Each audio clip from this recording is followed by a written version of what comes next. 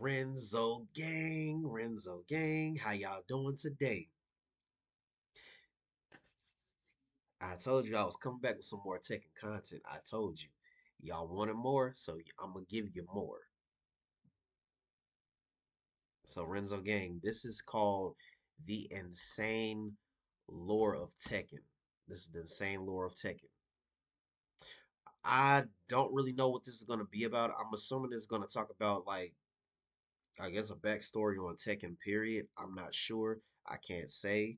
So with that being said, and this is a pretty long video. So Renzo gang, what I'm gonna do is I'm gonna be breaking this video down into probably three or four different parts. So Renzo gang, I really hope you guys enjoy it. Sit down, relax, get yourself some popcorn, get yourself some wine, some soda, whatever you want. We're gonna go through this journey together. I love my Tekken fans out there. Y'all, we right here. We right here. Taking all day. And if you guys want to see, some Mortal Kombat and Street Fighter and possibly Dead or Alive or Killer Instinct or Bloody Roar or one of my old school favorites, Battle Arena Toshinden, Slept On, or Soul Calibur, whatever you guys want to see, I want you to post in the comments down below. Which after I finish up with the Tekken content, what other content do you want? Do you want Mortal Kombat or whatever? Matter of fact, post in the comments down below, and I'm also gonna make a poll, and then I'll do whatever content after I'm completely finished with Tekken. I'll do whatever content that you guys want to do, and I'll make a poll, and you guys can just go on my page on my channel and go vote. So that being said, let's get into this insane Tekken lore. Yes. Growing up as a kid, I played a wide variety of video games. Platformers, RPGs, whatever the hell Seaman's supposed to be. But the type of game I played the most with my that's friends old would school. have to be the fighting variety. Street Fighter, Mortal Kombat, Dead or Alive, Soul Calibur. Just me and my buddies going Crazy. I was one-on-one just to saying beat those the names. living piss out of each other.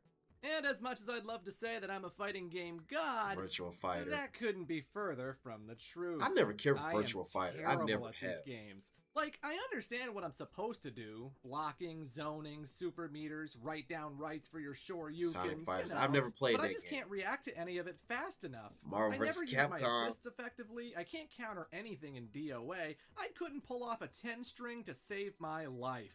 You'd more than likely kick my ass, but I'm still gonna have fun regardless. Whether I'm button mashing or using muscle memory that I can't possibly articulate, Injustice. it's still satisfying to knock some virtual heads. There is an energy with this genre that is rarely matched. The speed, the music, the animations and VO. I hear that Tekken 4, my Tekken fans, if you hear, I hear that Tekken 4 airport stage theme in the background. I know my Tekkens, trust me, and I not like especially the early Tekkens. I know my Tekken stage music. I play Tekken so much, it's insane. Character goes a long way. If your game has lots of personality and feels satisfying to play, then you're gonna win me over. I mean, who didn't want to be Ryu or Chun-Li when they first played Street Fighter? Who didn't love the ninjas of Mortal Kombat? I remember booting up Soul Calibur 2 and being instantly drawn to Nightmare. The Azure Demon I was drawn who wields Max. the demonic blade Soul Edge.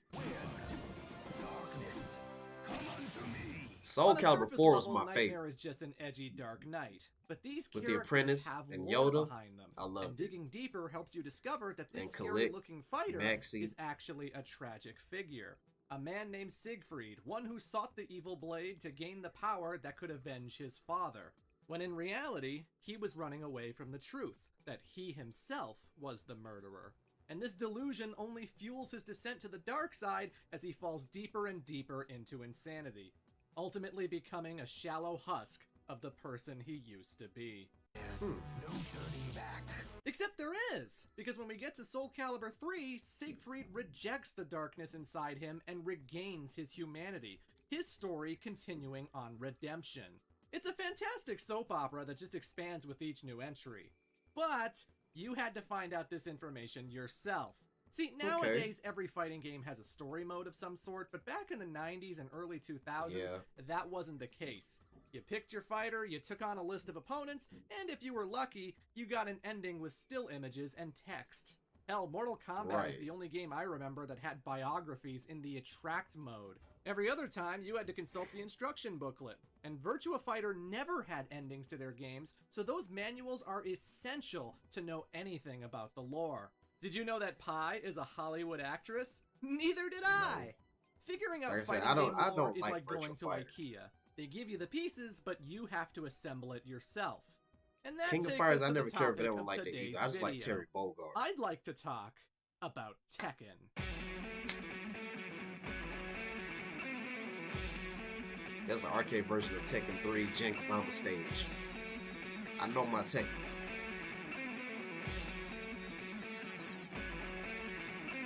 Tekken is one of Bandai Namco's best-selling franchises, each game always ending up with a greatest hits re-release. Everyone's heard of it, it's incredibly popular, but being a fighting game, its lore is still very hidden, very obscure. When Nintendo's Smash Bros. Ultimate was rolling out DLC, The crazy thing was, Virtual Fighter was supposed to be what Tekken is. It came out before Tekken. It's supposed to be Virtual Fighter is supposed to be what Tekken is, but Tekken just completely took off.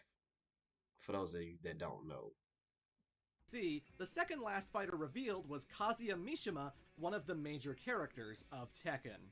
And it was interesting seeing all of this obliviousness from friends and strangers alike. They knew where he was from, but why does he turn into a purple demon man? I mean, you'll watch all the big fighting game tournaments, Combo Breaker, Evo, and Tekken seems relatively normal at first. Just a bunch of martial artists fighting each other, right? And then in one match, someone will pick Jack, the gigantic metal robot with the pink mohawk. And then in another, someone will pick Panda, a panda bear that knows Mishima-style karate. And while they fight, the music that plays in the background might be a little strange.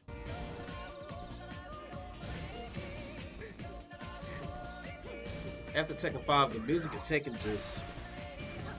I'm sorry, but the music in Tekken after Tekken 5 was trash. It's a franchise that looks really intense on the outside, but behind the curtain is some really goofy shit. That's Tekken 5 Lee Chaolan's story, or his ending.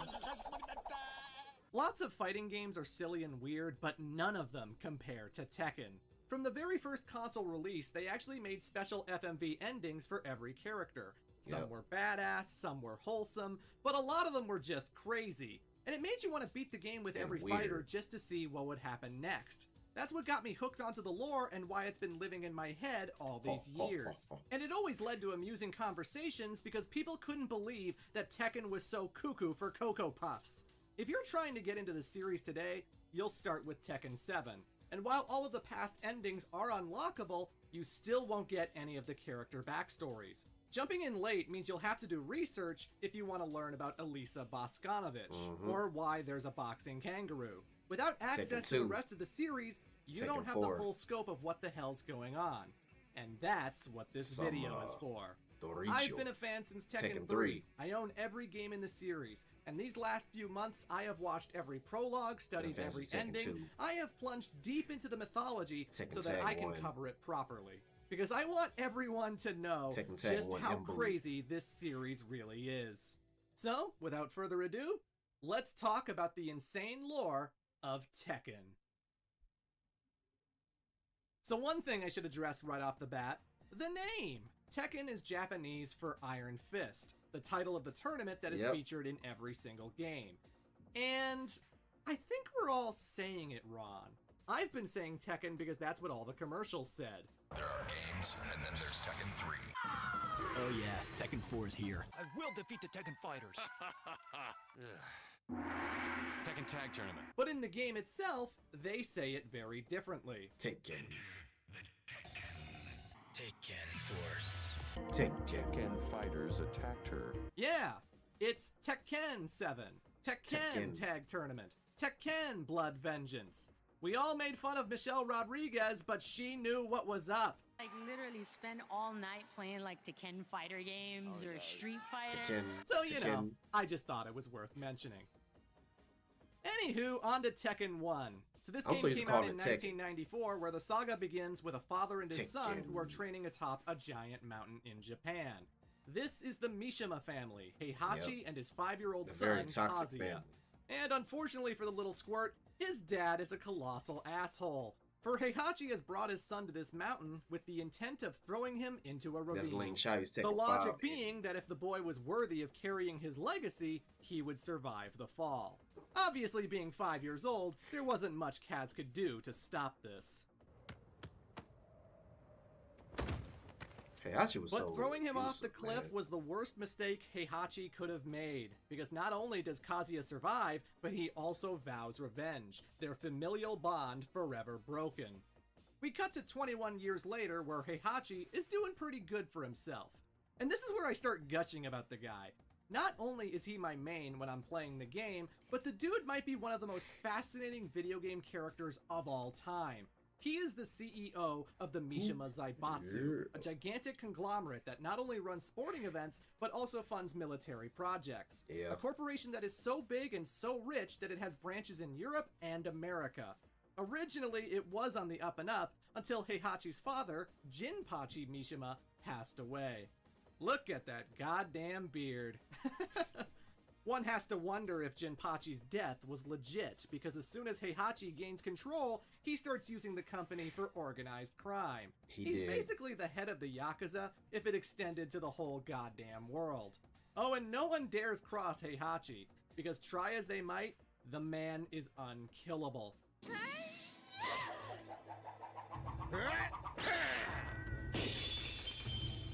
Oh no! He is the strongest fighter in the world. A man so badass that he can catch a tomahawk with his fucking teeth. The dude is so intense Seriously. that he once went into the wilderness and found a little baby grizzly cub.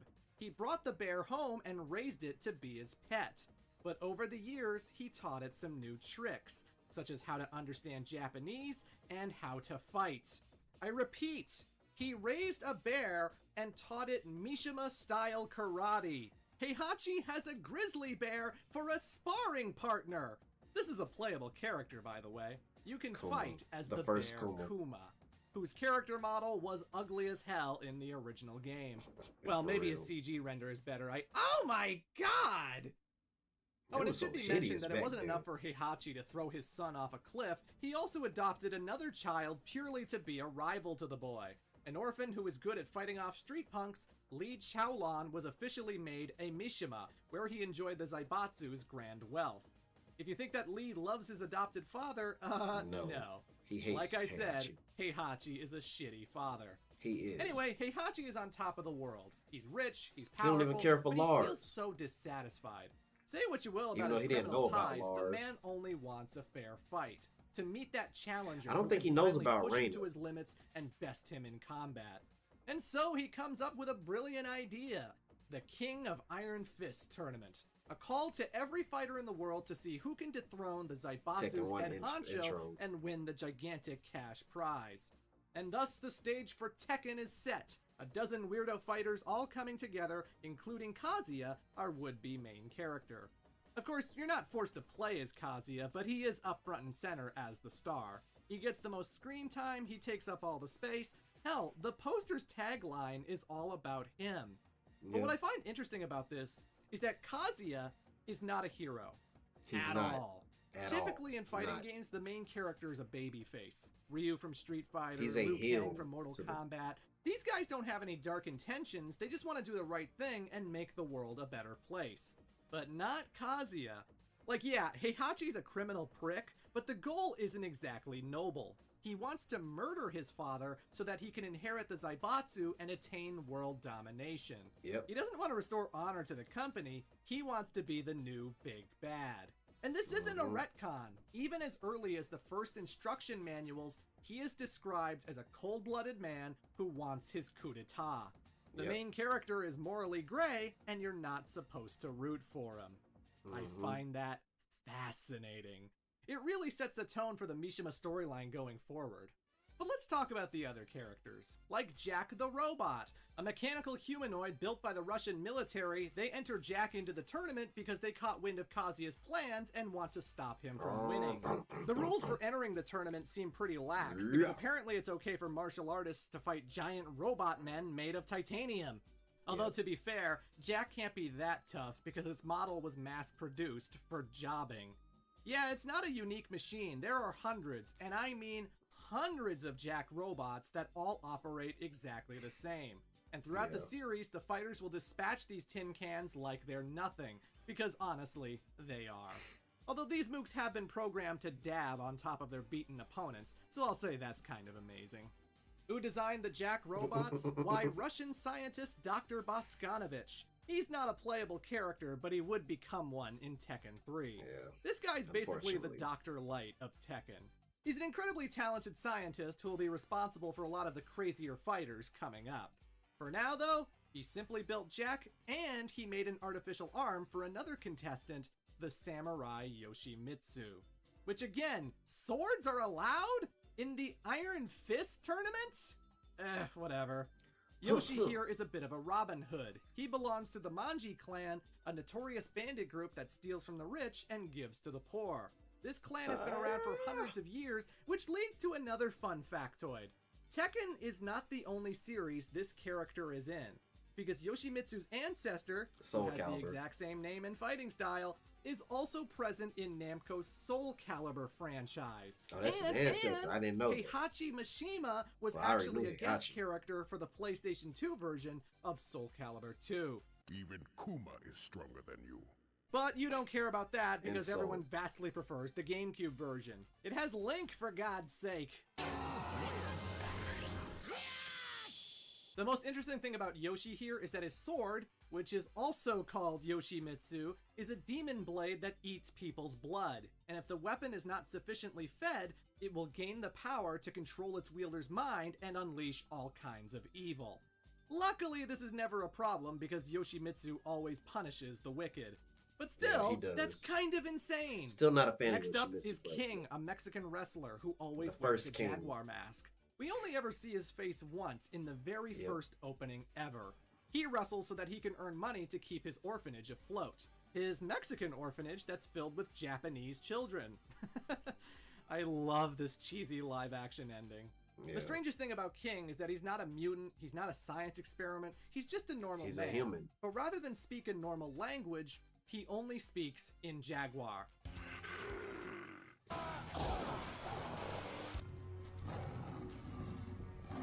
I never understood like why you don't talk.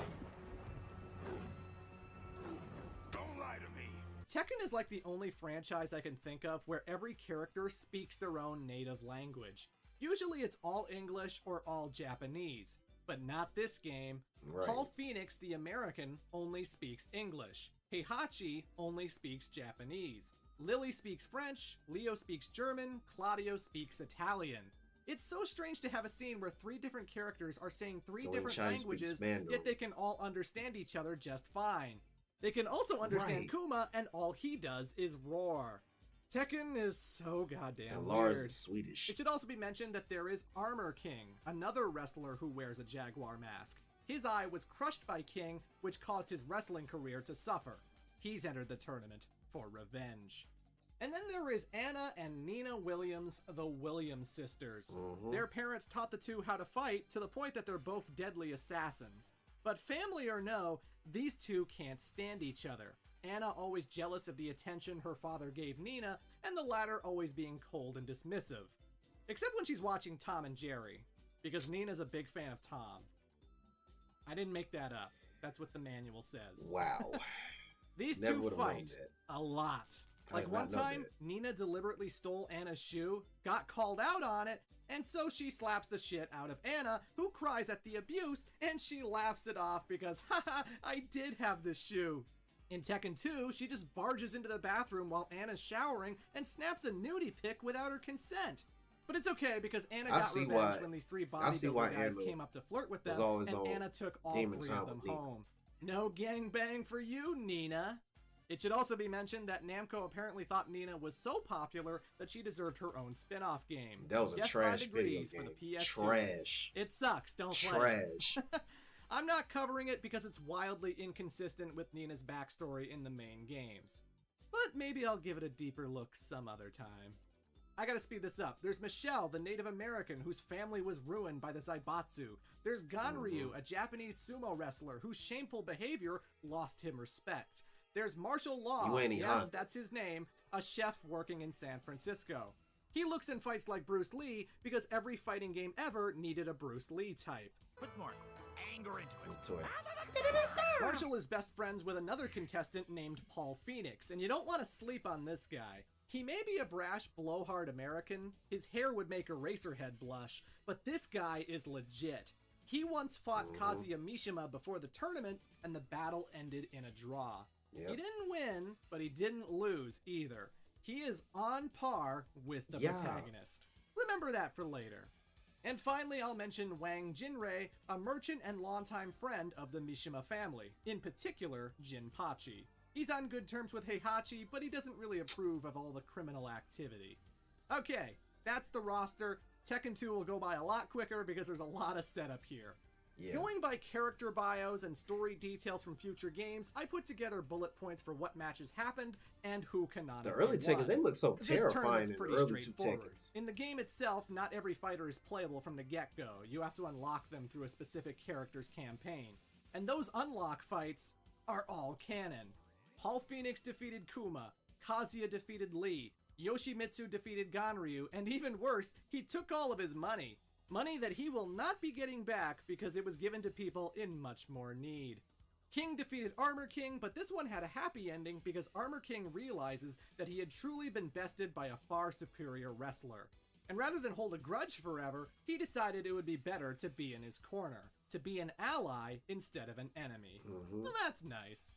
And then we come to the semifinals, the winner going on to face Heihachi, Kazuya versus Paul Phoenix. Their last fight ended in a draw, but this time, Kazuya pulls it out.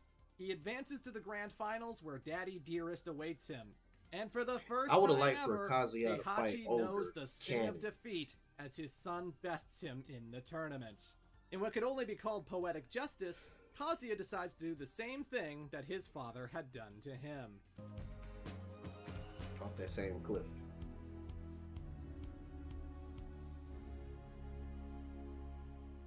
That fucking smile. The dude just murdered his father, and it's like, what a No, he happy, didn't. wholesome He moment. thought he did, but he Yay! That animation will never get old.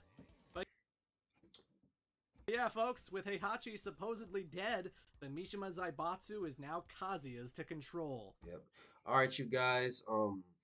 That's the first mark. I'm gonna pause it right there, and I'm gonna continue with another part. I'm gonna chop this up into like, I want to say maybe 3 or 4 different parts, maybe 5 parts, because this is a very long video. So all my Tekken fans, I will be back next time on part 2, baby. You feel me? We gonna finish this up. I love Tekken. I know y'all love Tekken. I know y'all wanted to see more Tekken content. So you got what you asked for. That being said, Renzo Gang, post comments down below. Let me know what you thought. If you enjoy my reaction, like, share, subscribe, and hit that post notification bell so you be first to get your videos when they are scheduled. Yeah, so I'm out, Renzo Gang. I'll see y'all later. You feel me?